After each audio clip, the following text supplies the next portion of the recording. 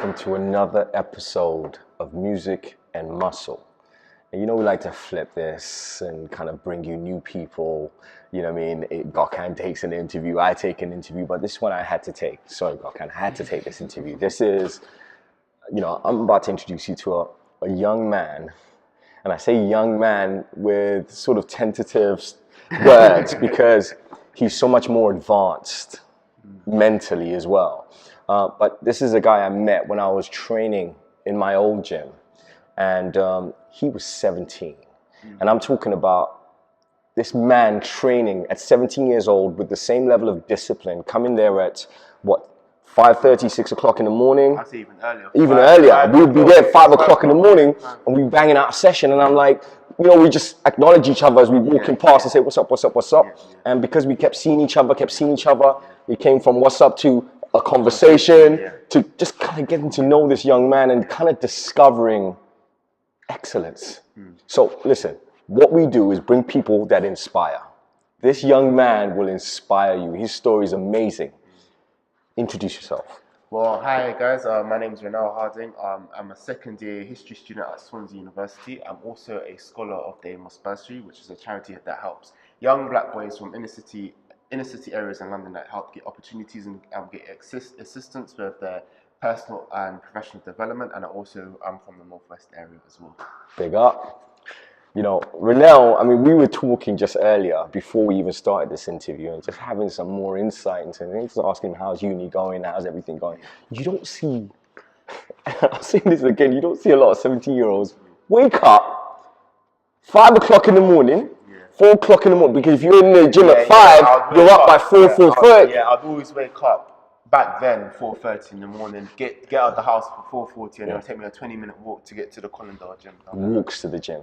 So this is a 17-year-old that's getting up, focused to be in the gym. It's a certain level of mentality. It's a different kind of guy that does that. At 17. It definitely is. Looking back, it definitely was crazy. It's crazy. Because I've told people recently how I first started, and when I told them that I'd go to bed. But when I was in year 13 doing my A-levels, when I would go to bed for 8:30. Get my 8 hours, wake up at 4:30 and get out of the house for 4:40. They'll tell me that those hours are out of this world. It's crazy. It's crazy because a 17-year-old, they're thinking differently. Their activities are different. Their mindset is different, and rightly so. But this is what separates you from the masses because your thinking is different. You're not your conventional 17-year-old. And when I say a certain level of excellence, is because I've seen that progress when we've had the conversation to you now. Uni, what year are you at uni now? Second year of uni. Second year uni, studying history, I believe. You see what I'm saying? Potentially could convert to law as well. I'll get onto that now. So law is the career path that I want to go into, but I study history because basically what happened was that when I was doing my A-levels back in year 12, I did a split in terms of my choices. So on one hand, I did maths and physics on one hand. The other hand was history and government politics. That completely backfired. Didn't get the best grades. Learned very quickly that physics wasn't for me at that level. I was struggling with maths, no matter how much effort I was putting in, I just wasn't getting the grades. And then year 12, didn't get the best grades. My confidence was quite low. I felt when I came back for year 13, I felt that I felt like I had to leave my sixth form. And when I said this to my teachers, they actually wanted me to stay, mainly because they knew how much of a hard worker that I was. So they did a compromise with me where they allowed me to stay on my sixth form, but I just had to do 2 A-levels. So I did the history and politics, but I had to pick up AS, Applied Science.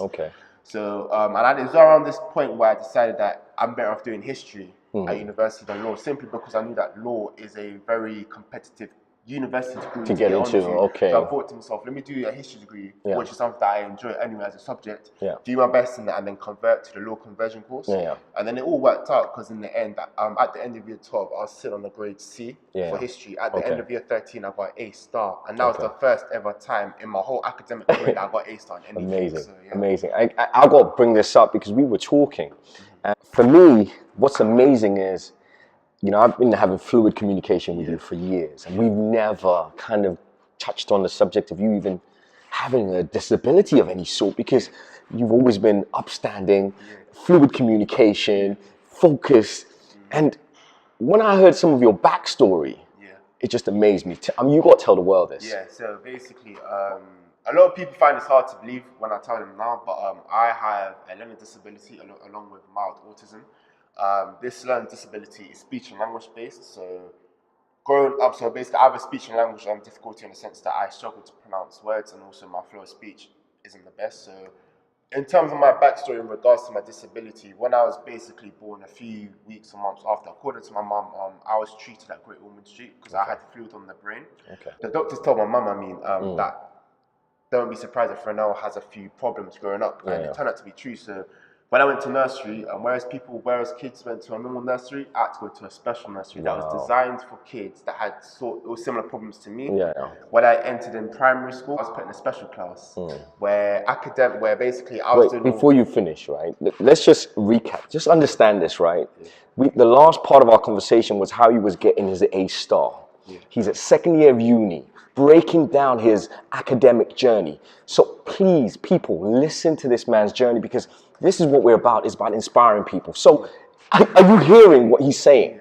From his foundation, nothing is impossible. This is what we're about. So please, sorry. So whereas the normal kids were doing the normal work that was set for their academic age, I was basically doing work that was below, because I was basically my grades for maths and English back then was below my age. And I went into high school. I was taken out of class twice a week to receive extra support. I would see a speech therapist and work on my grammar, spelling, pronouncing words. And again in high school, I was put in a normal class because in high school we have to, but the school that I went to, Pressmanner School, luckily they had those kind of facilities and teachers where they can help me. So the support was there. The extra support was there. It was around year 8 where I experienced something quite mad in my life, where basically in year 8, around, I would say the springtime, I was actually made homeless by my landlord. Me, my mum and my sister at the time was evicted from our house May 2011 when I was in year 8. And we was basically homeless for 6 months. Bearing in mind, we were sofa surfing, so we had no fixed address, but we was living at other people's houses. So in this period of 6 months, 2 of my mum's friends' houses, an auntie's house, lived in 2 different B&Bs. One B&B was in West Drayton, which is, as you don't know if you're about I know where West Drayton is. West Out of Drayton the way for everything. Literally on the borderline. It's near the airport, isn't it? Yeah, correct. Not even further in. Absolutely. Even further than the airport, and then lived in another B&B in Harrodston, and it was around this time. So how old were you? Just to clarify, how old were you going through this experience? If I was in year 8, it would have been 12. So imagine a 12-year-old with all the learning difficulties, all the experiences, all the things that he's going through, amplified further with no fixed abode. I want you guys to hear this. So when you guys are moaning about other things and this can't do this, this is a man that went through all this adversity. And look at him now, second year uni, pumped, looking good. Do you know what I mean? I'm telling you, I didn't know this. We've just had an interaction of just respect. Because I've always acknowledged you and said, you know what? I respect this guy, because we talked and that was the foundation of our conversation. And I thought, you know what? If I'm ever going to bring someone to the screen, this is someone I want. And when we coming out of the gym and we saw you, I'm like, we got to get him on. When we bumped into but I didn't even know it was going to be this deep. I said to myself, now, although you're not the best at education in terms of the grades and stuff, let's give it all you've got and then see where it takes you. And as of now, I'm going to university. I've done 2 internships under my belt, 2 law internships. One of them is at a law firm called Linklaters. I did this in the New York office. Law firm called Charles Russell Speechley's last summer as well. And that was great. And then I've got another internship lined up for myself this summer as well. So I mean, you're talking, someone's been through this adversity. Now let's link that to your experience within the gym, because while you're doing this, you also developed a parallel love for training. So you're thinking, you've had this self-conversation with self and said, self, I need to do this, I need to fix up. And you've kind of had this this light bulb moment for yourself. You have a plan, you're mentally focused, and then at the same time, you've got this sort of development within the gym environment as well. Tell me how the gym has helped that path for you. I used to watch wrestling. I used to buy their magazines. And then there was always 1 or 2 pages in the magazine that had the workout. Yeah. I'd always try and do the workouts, but even just looking at the images and stuff, for some reason, it just looked cool to me. Like the way people just bench, press, and lift weights, it just looked cool to me. And as I when I was at 14, 15, as I started to realize I'm slowly starting to get to the age where I could exercise more and stuff like that, I did calisthenics for a bit in the park with a few high school friends back then. I first started going gym October 2015. The reason why I started going gym because it's the mental aspects. Now, don't get me wrong, I enjoy the physical aspects that come with it. It is mental. Yeah. What drives you is definitely here. Even your ability to achieve something like a task is here. Yeah, like definitely like going to the gym and lifting weights, it makes me a lot happier. I noticed that when I've been ill in the past here and there and I've had to miss a few days of gym, I get a bit more. You're out of line, and you're out of sync with everything.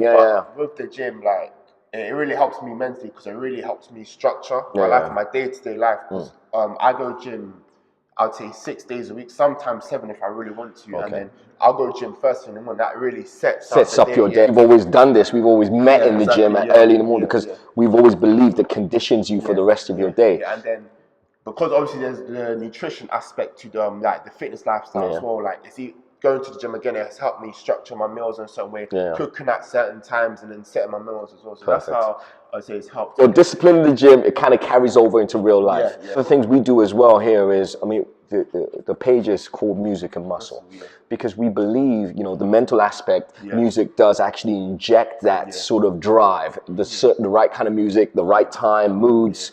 And we believe in music. We believe the energy that comes from it pushes you further. So from your aspect, your music roster, what track, you know, do you think takes you to another place where you can block out the world if you put your headphones on and just push beyond your limit? What track is that for you? I think that's a hard one because Gokan struggles with this. He never wants to answer this because he hates asking the question because he knows he can't answer it himself. You see what I'm saying? So I want the first thing that comes to your head. Gigs talking the hardest. Oh my God! You know, gigs is we do some of the sessions to gigs. Because the main genres of music that I listen to are UK grime, UK rap, and then sometimes a bit of UK drill. Although that's a bit hard to understand, given that it's the content of the lyrics and quite violent stuff. But Gigs has always been like my favorite artist. I've always listened to his tunes, all of his albums, whether it's Landlord, stuff, and all his old mixtapes from back in the day. I listened to all his tunes, but obviously I listened to Talking the Hardest on the way here, sometimes in the gym, all his other tunes as well. So when you do your push-up challenge, you're going to be doing it to Gigs, Talking the Hardest, okay. You know, I got to shout out because I'm a big fan of Gigs as well. I think we're all a big fan of Gigs because when it's that warrior music, there's a tone about it. Whether you're focused, I mean, the lyrics are there, but look at you, you're focused, you're doing your second year. Nothing. And when people say, oh, hip hop does this, but sometimes you can derive the energy you need from it. And your upbringing and your configuration can determine how you kind of decipher that's one thing I want to add personally, because I've often sometimes had debates with other students about hip-hop music, rap and grime, and a lot of people take the stance of that, oh, grime or rap, it does this and this, and it's so negative. But when you decipher the music, a lot of it is a storytelling, and people and rappers retelling their past experiences, because a lot of these rappers and whatnot, even if they won't admit it, they want to get off the streets. That's why they're doing music. Because music is the alternative. That's the way out. Exactly, that's the way out of the hood. More privileged backgrounds. They misunderstand. But you know, saying that, you talk about me. You know, I'm hitting. You know, I'm 43, and my music history. When we were listening to hip hop, there was a lot of people saying hip hop was this, but I've never had a violent past. To me, it's the warrior music. Is that emotion that it evokes? You don't have to channel it into negativity. You can channel that emotion into positivity. It's your configuration. That's what helps you decipher the music and use it appropriately. Music and Muscle just interviewed Renell. It's been an amazing insight into a young man's psyche, and it's been very interesting. He's now going to do his push-up challenge to Gigs Talking the Hardest. We know we don't cheat with this. Push-up challenge, you're going to hit your chest on the plate for it to count. No cheating, or else it doesn't count.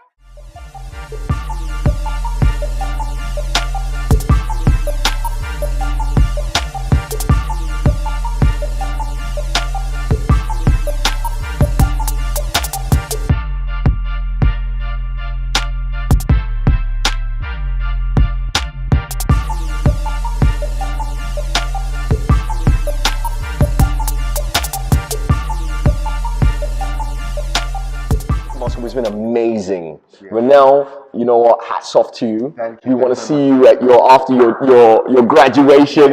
We want to keep watching your development, doing what you're doing. Thank you very Music much. and Muscle will keep supporting. Thank you.